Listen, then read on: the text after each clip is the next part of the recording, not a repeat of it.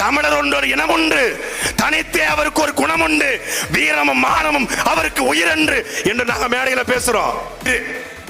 தளபதி இவன் NDTV reporter துண்ட போட்டு இழுத்துட்டு போயிட்டு இருக்கான். ஒருத்தன் சவரிட்டா 23 வருஷம் எக்ஸ்பீரியன்ஸ்ல இந்தியா முழுக்க பயணப்பட்ட NDTV ரிப்போர்ட்டர் துண்ட போட்டு இழுத்துட்டு டிவிக்கே படிச்சு சொன்னோம், டே இது ஒரு தற்கொலை கூட்டம், இது ஒரு தரங்கட்ட கூட்டம், இது ஒரு தமிழ்நாட்டு அரசியலை கேவலப்படுத்த வந்த கூட்டம்.